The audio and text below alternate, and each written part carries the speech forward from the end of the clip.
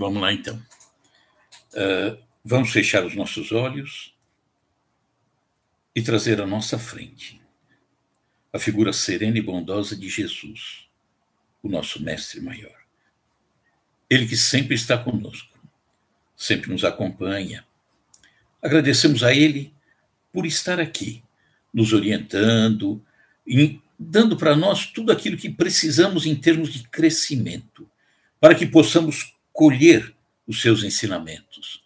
Ele, Jesus, que nos disse que era o caminho, a verdade e a vida.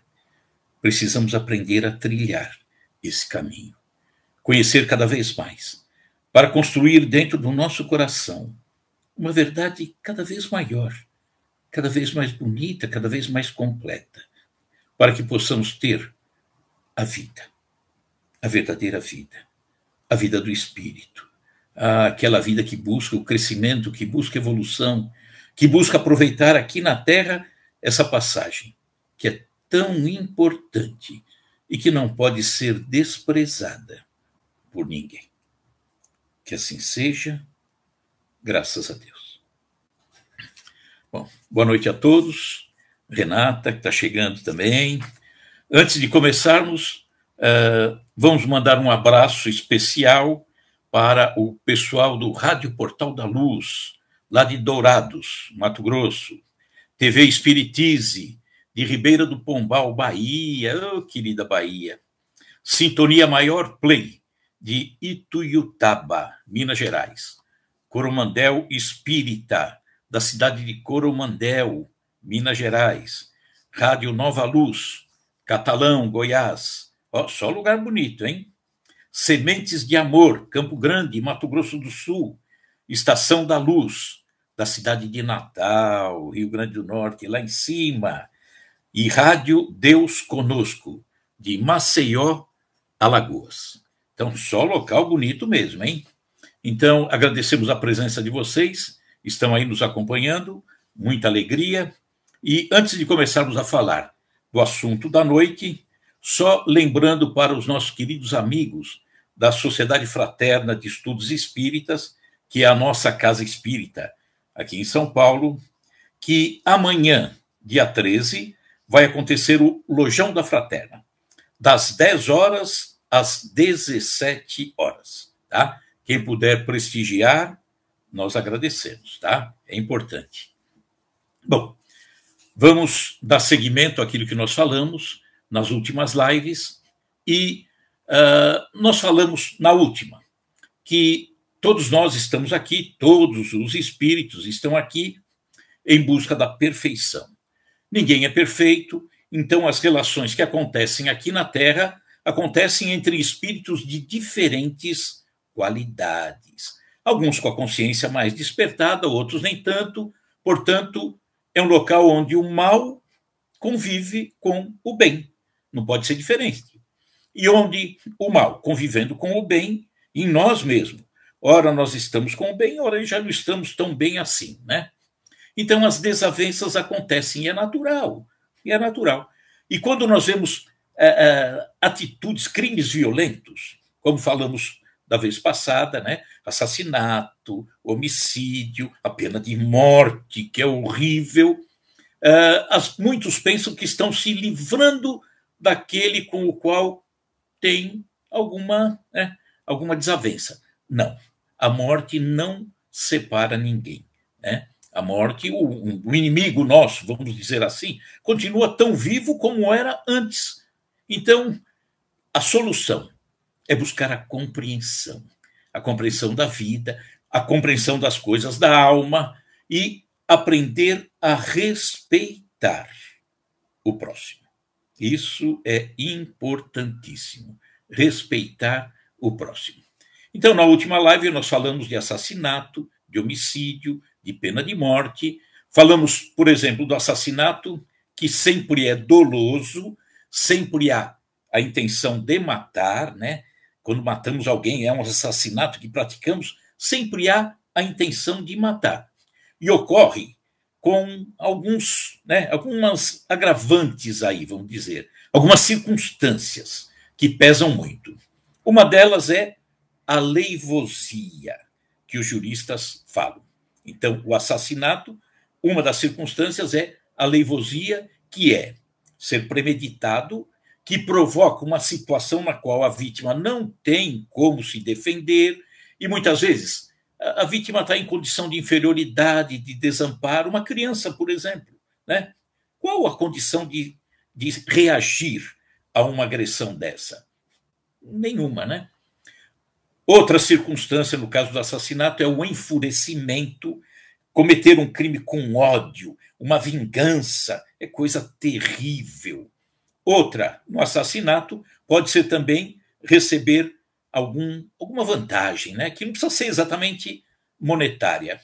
Alguma vantagem para tirar a vida de alguém. Depois vem o homicídio, que não é exatamente um assassinato, mas pode ser também. Ele pode ser um homicídio doloso ou culposo.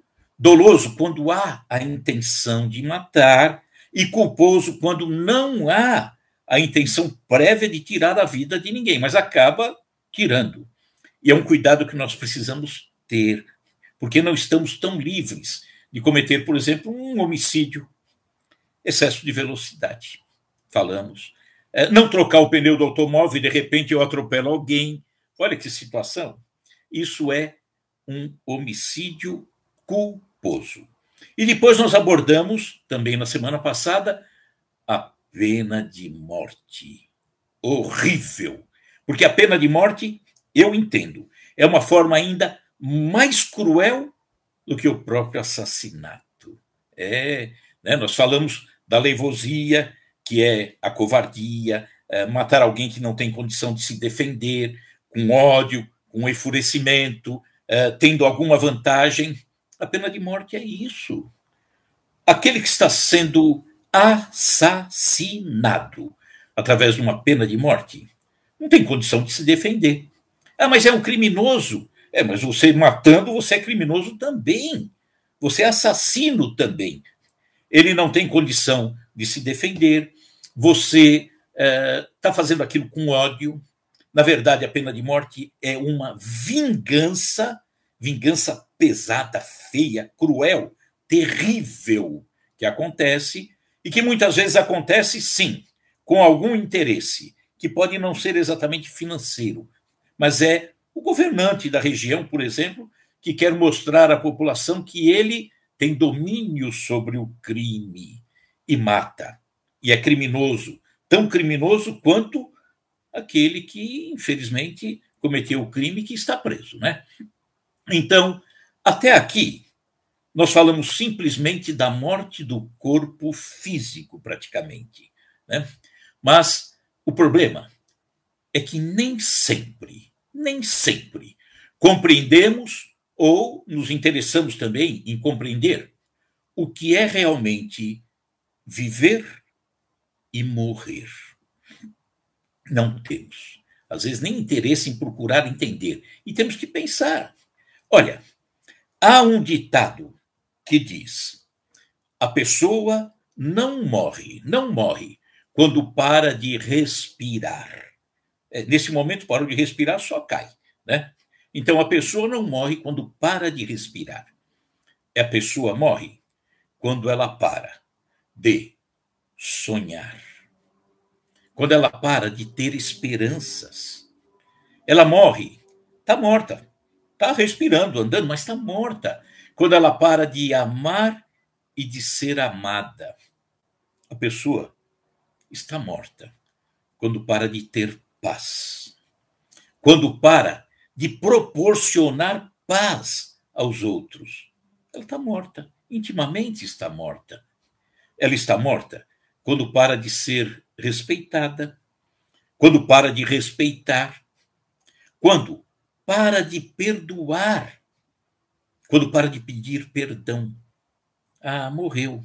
Respira, anda, se locomove, mas está morta, está morta. Quando para de buscar um objetivo mais nobre, é porque já está morta interiormente. Precisa ressuscitar. E dá para ressuscitar. Óbvio que dá. Ela está morta quando se mergulha só nas coisas da matéria. É a questão do apego. Ah, tem que sair dessa morte. Falamos morte, mas na verdade é possível sair, recuperar a vida. É possível. Basta querer, basta despertar. A pessoa se sente morta quando cai no vício, quando fica indiferente aos outros, quando fica desprezada, quando ela despreza. Olha que situação. Então, até agora, nós falamos mais no aspecto físico: assassinato, homicídio, pena de morte. Mas e essa morte que muitos não percebem? Quando perdemos a alegria, a esperança, a concessão do perdão, o pedido do perdão, quando perdemos a paz. Temos que recuperar. Ainda bem que dá para recuperar. Basta querer. E é por isso que Jesus nos alertou sobre isso na parábola do bom samaritano. Olha que interessante. Às vezes nós lemos, estudamos a parábola e nunca paramos para raciocinar sobre aquilo que Jesus falou. Então tem muita coisa que fica escondida e nós não paramos para compreender a mensagem de Jesus com muito mais detalhes. Parábola do bom samaritano. Será que ele falou dessa morte? Essa morte da falta de esperança, de solidariedade, de fraternidade, de caridade? Falou. Falou, sim. Vamos lembrar, antes de falarmos da parábola, do desprezo que havia, e ainda tem algum, né? Do judeu para com o samaritano. Quem conhece Israel, quem conhece o local, ou quem já estudou a respeito, sabe que naqueles exílios, né, naqueles êxodos acontecidos com o povo judeu, que acabou por ser levado para outros territórios, para outras culturas. Quando retornou parte deles, essa parte veio com, entre aspas, vícios. Misturou um pouquinho na parte da religião, da cultura. Então, são os samaritanos que ficaram na região da Samaria, que é entre a Galileia, que fica mais ao norte, e a Judéia, que fica mais abaixo. No meio, a Samaria. Então, os samaritanos passaram a ser considerados pelos judeus como judeus de segunda, terceira classe, desprezados, portanto. E essa parábola, Jesus toca exatamente na figura do samaritano. E ali, nessa parábola, ele fala, sobretudo, na prática do amor e do cuidado com o próximo. Começou assim a história da parábola. Ele foi arguído, Jesus, por um doutor da lei. O doutor da lei era um estudioso, né, das escrituras. E ele pergunta a Jesus: o que fazer para herdar a vida eterna? Perguntou o doutor da lei para Jesus.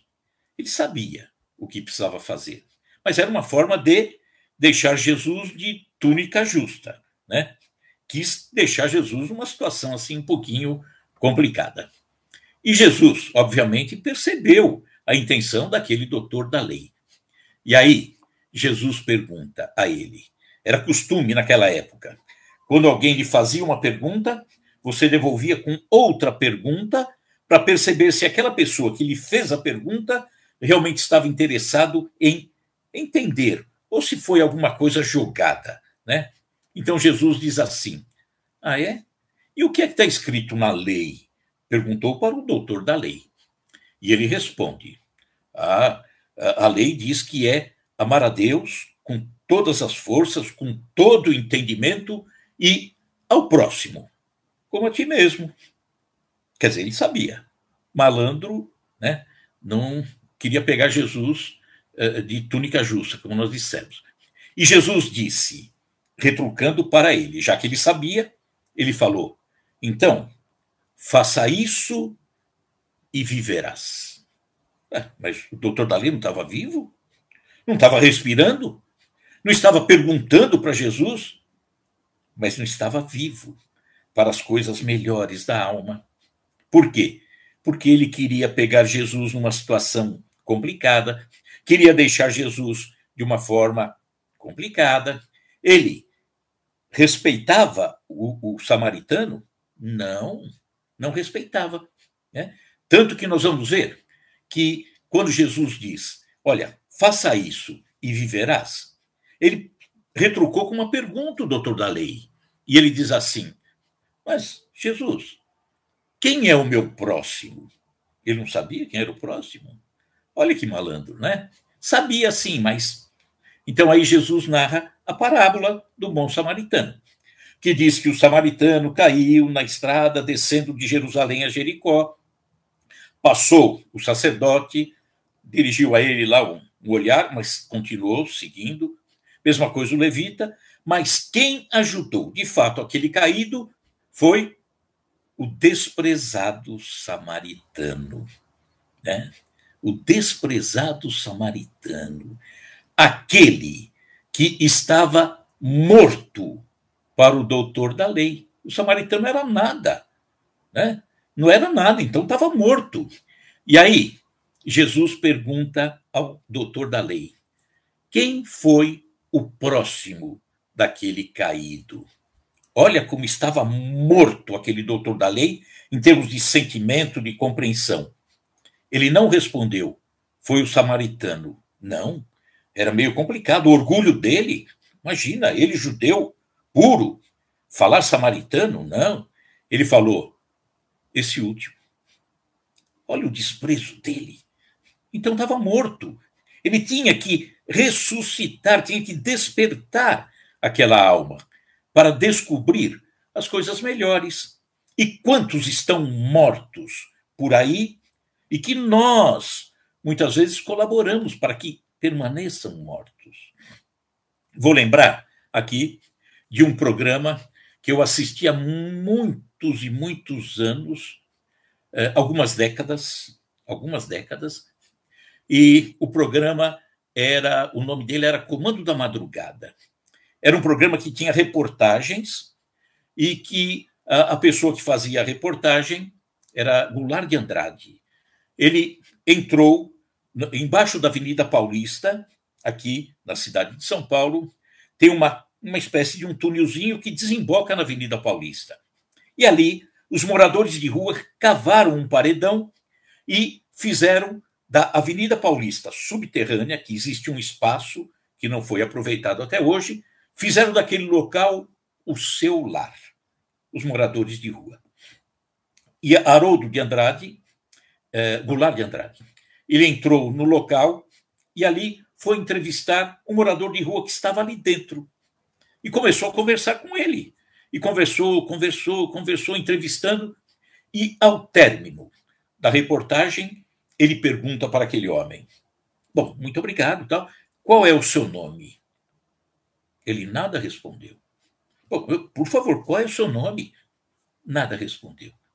Por gentileza, poderia me dizer seu nome? Ele disse: me esqueci. Ele havia esquecido o próprio nome. Estava morto. Estava morto. Porque ninguém olhava para ele, ninguém conversava com ele, ninguém se interessava. E ele perdeu o nome, que é a primeira coisa que se recebe quando nasce. Estava morto. Tínhamos culpa disso? Muitos tinham. Mesma coisa, num episódio de um rapazinho numa cidade do interior do Rio de Janeiro, que ele se prontifica a auxiliar num trabalho comunitário e pedem para que ele vá auxiliar os moradores de rua. Primeiro dia que ele vai atender, ele chega num senhor, morador de rua, e começa a conversar, imaginando que levaria muita coisa para aquele homem. Na verdade, ele mais recebeu do que deu, né? E aí diz que, conversando com esse homem, no final, quando ele se despede, esse homem diz: olha, meu amigo, eu agradeço pelo trabalho de vocês, de ter vindo até mim, porque há muito tempo eu não me sentia vivo. Estava morto. Morto. Por quê? Desprezado. Então, o título nosso nossos pequenos crimes para a live de hoje nos leva a pensar sobre a nossa inocência. Nós cometemos assassinatos? Cometemos homicídios? Cometemos pena de morte? Eu diria que sim. Cometemos, sim, os nossos pequenos crimes, que às vezes não são tão pequenos assim, não. Nós nos tornamos criminosos, né? Um pouquinho pesado, mas é só para a gente refletir. Nós nos tornamos criminosos quando matamos a paz de alguém. Matamos a paz de alguém. É o vizinho. A gente faz barulho em hora indevida, para o carro na frente do rebaixamento, ele não pode sair com o carro dele, gera ódio. Nós matamos a paz dessa pessoa. Matamos. Criminosos, tá? Matamos a esperança de alguém. Alguém que tinha uma esperança, você vai e joga um balde de água gelada nele, que gera o desânimo. De repente, a pessoa que queria sair daquela situação de dor não encontra mais força. Você matou a esperança. Eu matei a esperança de alguém, gerando desânimo naquele coração. Matamos a alegria. Quantas pessoas a gente vai e leva uma mensagem de tristeza, de desprezo, e de repente geramos a tristeza no coração daquela pessoa. Matamos a alegria dela. Matamos os sonhos das pessoas. Isso gera apatia na pessoa. Eu gostaria de fazer tal. Isso não vai dar certo. Mas eu sonhei, não sei o quê. Um amigo meu fez e não vai dar certo. Isso gera apatia, desânimo. Nós matamos o sonho da pessoa. Olha, nossos filhos. Pai, eu quero ser mecânico de automóvel. Bobagem, filho. Você tem que ser médico como eu. Mas eu quero ser mecânico de automóvel, pai. Não, você tem que ser médico como eu. E aí, em casa, ou nós temos um mecânico de automóvel que fugiu de casa, ou nós temos um médico frustrado. Matamos o sonho da profissão de um filho. Matamos o tempo. Olha, o tempo não tem retorno. E jogamos o tempo fora. Desperdiçamos o tempo, somos assassinos com relação ao tempo tão precioso. E aí falta o progresso em nós. Perdemos a oportunidade do progresso. Matamos através de uma coisa que no passado era muito comum, hoje já não existe mais, né? Fofoca. Ainda bem que já não existe, né? Matamos através da língua, através da fofoca. Matamos a reputação de alguém, que acaba gerando descrédito com relação àquela pessoa. Falamos qualquer coisa, qualquer abobrinha, e aquela pessoa é jogada na sarjeta. WhatsApp, Facebook, olha que coisa, né? Que divulga injustiças, coisas inadequadas, gera suspeitas. E a gente compartilha. Vem lá uma coisa, compartilha e manda embora. Olha o crime que nós estamos cometendo. Não deixa de ser crime, não, né? Quanto nós erramos quando compartilhamos essas desinformações. Vamos recordar de um episódio. Não é tão recente, mas ficou tão gravado em nós aqui de São Paulo, sobretudo, um episódio da escola de base. Era uma escola infantil aqui em São Paulo, que em 1994 houve uma acusação de que dentro dessa escola acontecia abuso com as criancinhas. Não havia prova, mas começou aquela suspeita. A mídia pesada, grande, poderosa, né? Ela começou a ouvir apenas um delegado. E a partir daí, como faltava manchete para a época, valorizou esse episódio, valorizou um fato errado. que não tinha nada disso. Os acusados, donos da escola, professores, e descobriram e inventaram ainda um fotógrafo que tirava foto das crianças. Nunca foi provado nada. Pelo contrário, depois ficou realmente provado que não existiu isso. Falavam de um motorista da Kombi, que levava os alunos para a escola, e que a Kombi havia se transformado num motel itinerante. A população pichava os muros da escola, pichou tudo. A população pedia justiça ou vingança. Vingança. Pedia vingança. Depois, passado o tempo, por falta de provas, o caso foi encerrado. A mídia encerrou o assunto e não deixou claro a inocência das pessoas. Não deixou. Não teve retratação com ninguém. A mídia não se retratou diante dos fatos. A escola foi fechada. Fechada em meio a dívidas e perseguições. Os donos da escola. A mulher morreu de câncer. E o homem teve um infarto fulminante. A professora, a coordenadora, não conseguia mais emprego. Nada.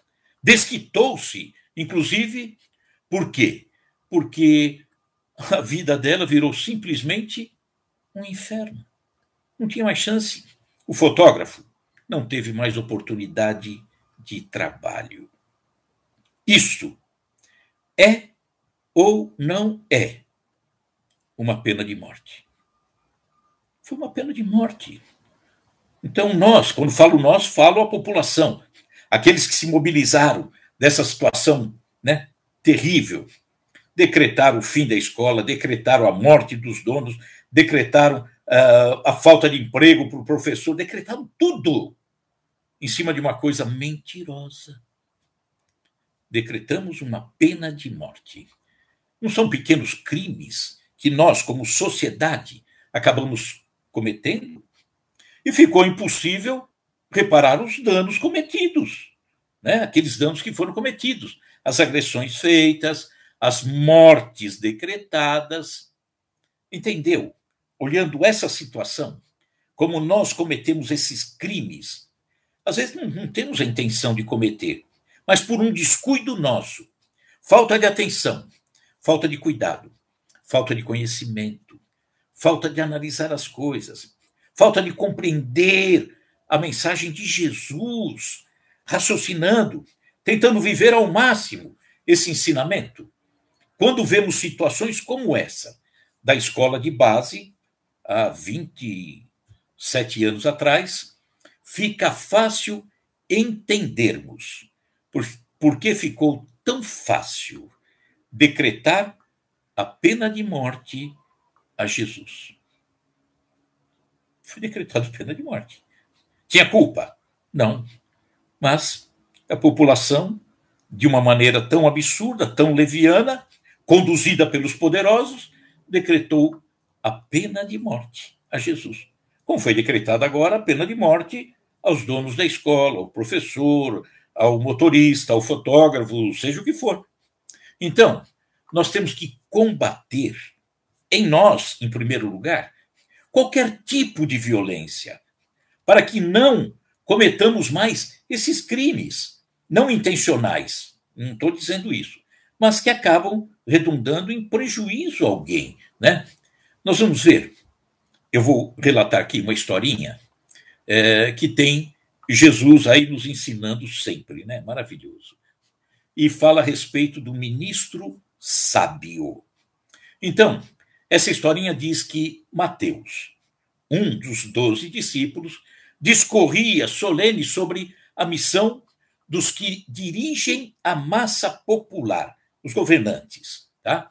Especificando deveres dos administradores e dificuldades dos servos, tá? Essa confusão que nós conhecemos bem nos dias de hoje, porque trabalhamos muitas vezes para que isso, infelizmente, aconteça.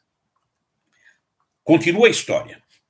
A conversação avançava pela noite adentro, quando Jesus, notando que os aprendizes lhe esperavam a palavra amiga, narrou sorridente: um reino existia em cuja intimidade apareceu um grande partido de adversários do soberano que governava aquele reino. Pouco a pouco, o espírito de rebeldia cresceu em certas famílias revoltadas, e, a breves semanas, toda uma província, em desespero, se ergueu contra o monarca, entravando-lhe as ações. Naturalmente preocupado, o rei convidou um hábil juiz para os encargos de primeiro-ministro daquele país.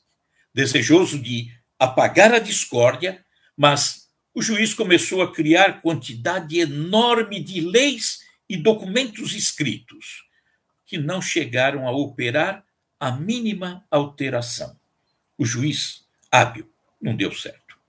Desiludido, o imperante, o governante, substituiu o juiz por um doutrinador famoso.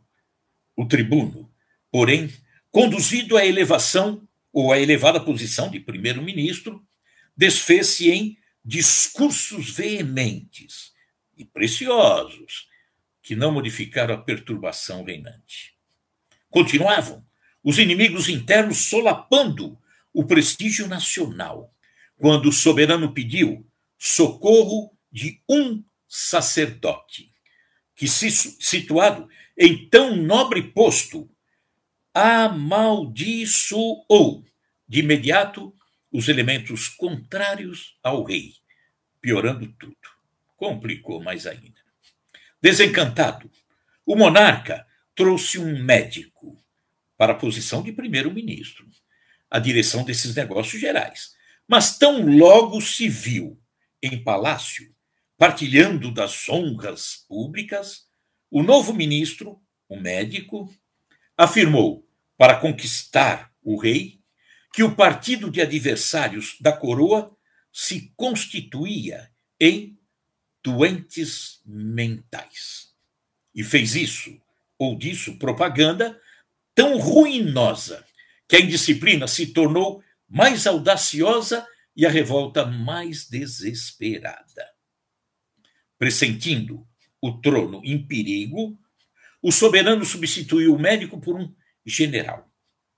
Um general famoso, que tomou providência drástica, arregimentando forças armadas nas regiões fiéis e mobilizando contra os irmãos insubmissos, estabeleceu-se a guerra civil.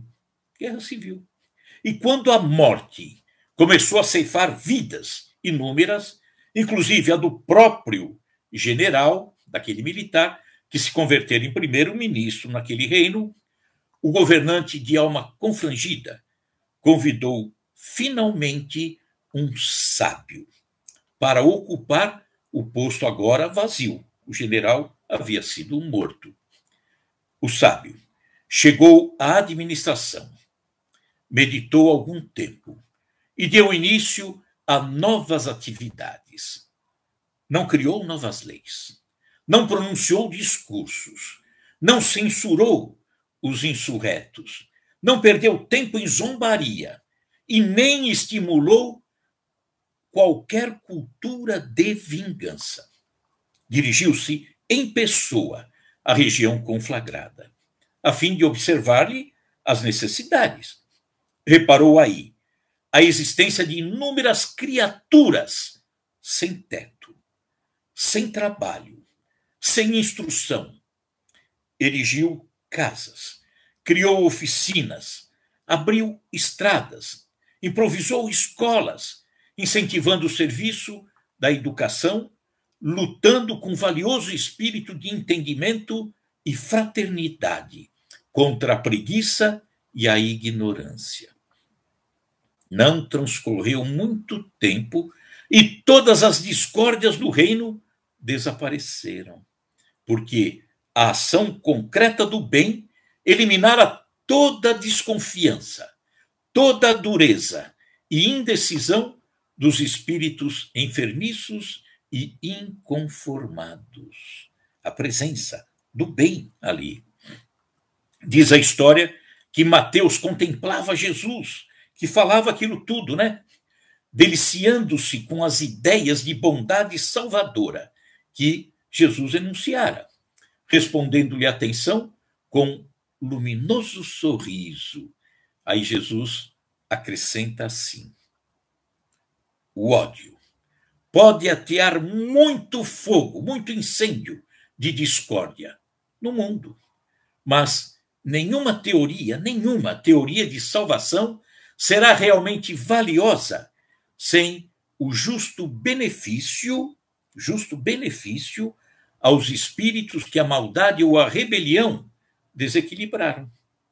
Eles precisam ser, de alguma forma, socorridos, né?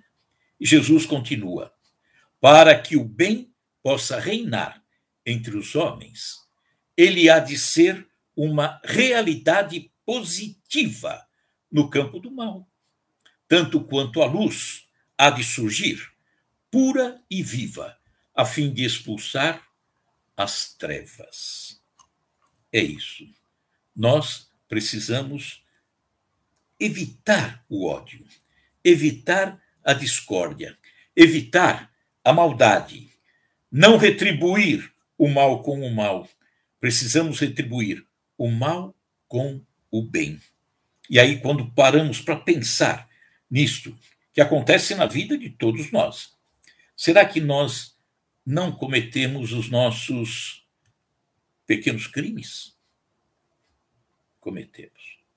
Por quê? Falta de cuidado. Não é maldade, não é intenção de machucar ninguém, mas machucamos. Como machucamos? É a questão da fofoca, é a questão de repicar informações que vêm pelas redes sociais, é não compreender a pessoa, é olhar torto, porque o corpo fala, não é só a boca que fala, não. Os gestos, a forma de agir, de atuar, sempre está machucando as pessoas. Então, precisamos ter cuidado. Por quê? Porque esses pequenos crimes precisam ser evitados. Esses pequenos crimes geram ódio. Esses pequenos crimes geram tristeza, falta de esperança e tudo aquilo que nós dissemos no começo. Fazemos isso, às vezes, até para os nossos filhos, né? Eu não quero que você faça isso, não dou liberdade para isso, e tiramos dele a iniciativa. Ficamos como obsessores, às vezes. Queremos dirigir tudo. Temos que ter esse cuidado. Por quê? Porque fazemos isso por amor, mas de forma, às vezes, tão errada. Tá?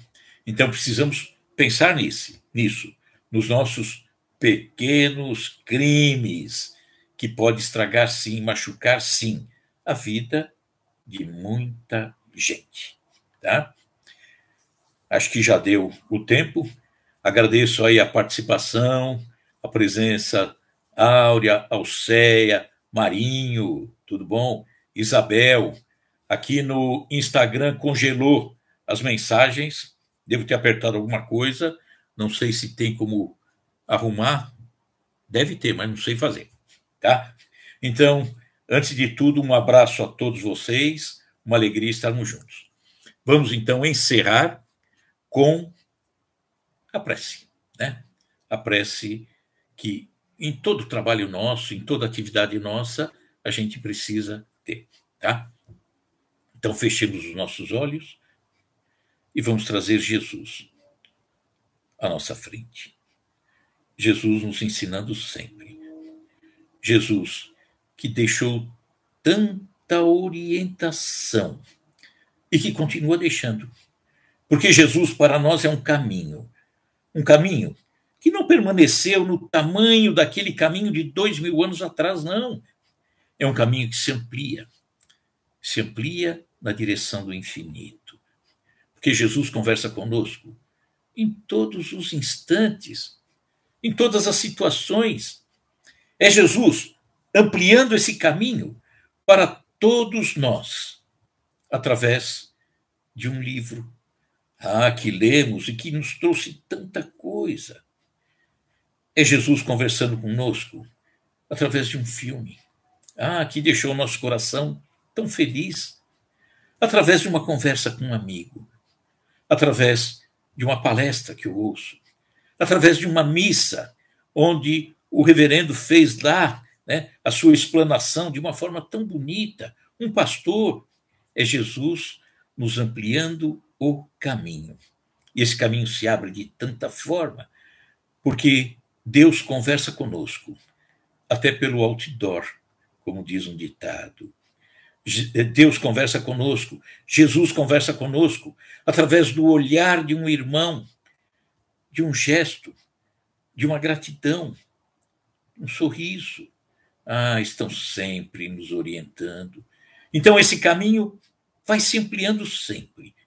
E com base num caminho que não para de crescer, nós temos a oportunidade de criar uma verdade cada vez maior, cada vez mais linda, cada vez mais completa.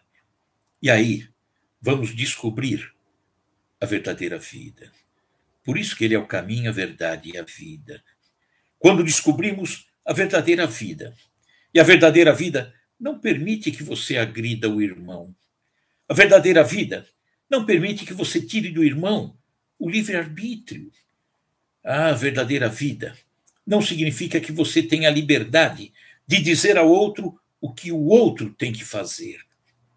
A verdadeira vida te dá a liberdade de orientar, de expor, como a doutrina espírita faz. Ela expõe, nunca impõe.